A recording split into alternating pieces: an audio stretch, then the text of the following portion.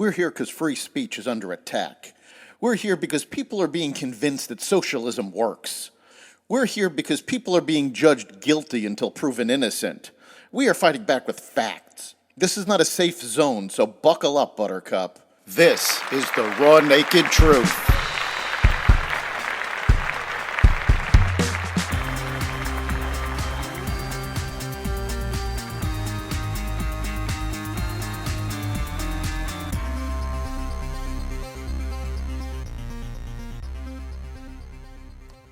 Inflation still hovering at record highs. Illinois sides with its criminals. Faulty polling numbers give Democrats hope. And more.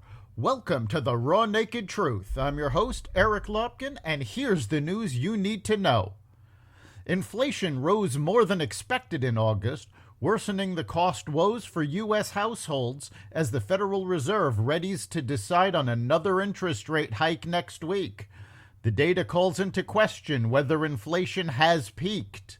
The Consumer Price Index, or CPI, rose 8.3% over the past year in August. Inflation was slowed by falling gas prices, but food prices surged 11.4% from last year, compounding on last month's 10.9% leap to the fastest annual pace since April of 1979. Core prices, which strip out the more volatile measurements of food and energy, climbed 6.3% from the previous year, above the 6.1% forecast from economists. Core prices also rose more than expected on a monthly basis, jumping 0.6% in August, a bigger increase than in April, May, June, and July, and a troubling sign that underlying inflationary pressures in the economy remain strong. As if Chicago's crime rate wasn't high enough, Illinois is set to eliminate cash bail beginning in 2023, becoming the first state in the country to do so, and potentially allowing the release of violent offenders until they stand trial. The so-called SAFE-T Act will also affect who can be arrested and expand eligibility for criminals vying for probation.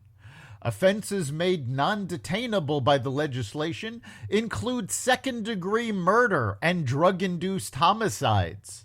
While Illinois is the first state to eliminate cash bail, we have seen the effects this will have in liberal cities like New York City and San Francisco, where crime has skyrocketed and violent offenders are released and paroled.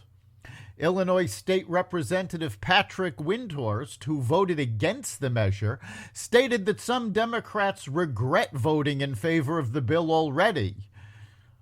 I know several people who voted for it have had second thoughts and realized just what exactly this bill is going to do, Windhorst stated. This was one provision in an over 700-page bill that passed in the waning hours of the last General Assembly, was really pushed through in the last few hours. So a lot of people who voted for it didn't realize what was in it.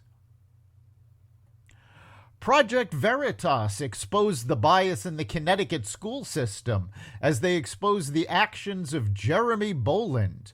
Boland, who serves as Cos Cob Elementary School's assistant principal, was recorded bragging about how he oversees the hiring of teachers who will disseminate progressive political ideas in the classroom.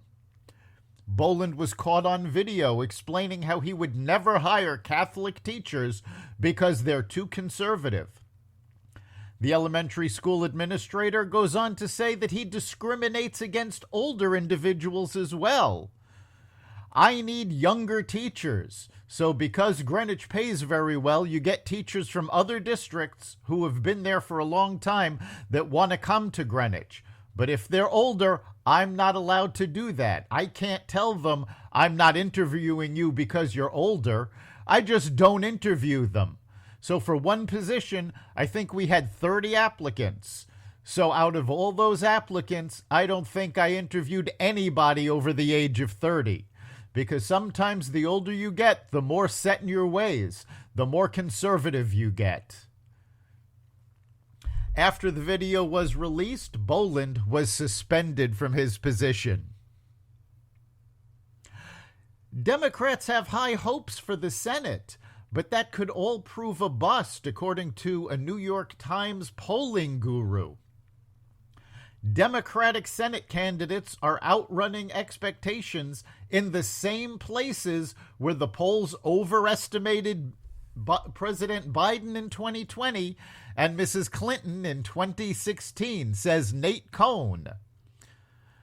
Areas where Democrats are posting the best poll numbers are areas where in 2016 and 2020, pollsters overestimated Democratic wins. The least impressive poll numbers for Democrats this round are areas that pollsters more correctly predicted in 2016 and 2020. Quote, it raises the possibility that the apparent Democrat strength in Wisconsin and elsewhere is a mirage, an artifact of persistent and unaddressed biases in survey research, Cohn writes. Pollsters have admitted to not changing their methodology since 2016, methodologies that have consistently undercounted Republicans. The Washington Post editorial board directly criticized the campaign of Lieutenant Governor of Pennsylvania and Senate candidate John Fetterman, demanding he actually attend a public debate. Mr. Fetterman has seemingly been reluctant to commit to firm debate dates, and that troubling stance has raised questions about whether he, still recovering from a serious stroke, is fit to serve in the Senate, the Post's editorial board explained. Fetterman has stated that he only wants to debate once after early voting in the state is well underway. While the Post was sympathetic to Fetterman's recent stroke, they correctly point out that the voters need to see for themselves if he is capable of doing the job before voting starts. That's the Raw Naked Truth. You can catch every episode of The Raw Naked Truth at xvadio.com/podcasts, the Apple Podcasts app, Google Podcasts, Spotify, iHeartRadio, Stitcher, Amazon Music, Audible, and other platforms where freedom of speech is respected. We'll see you next time.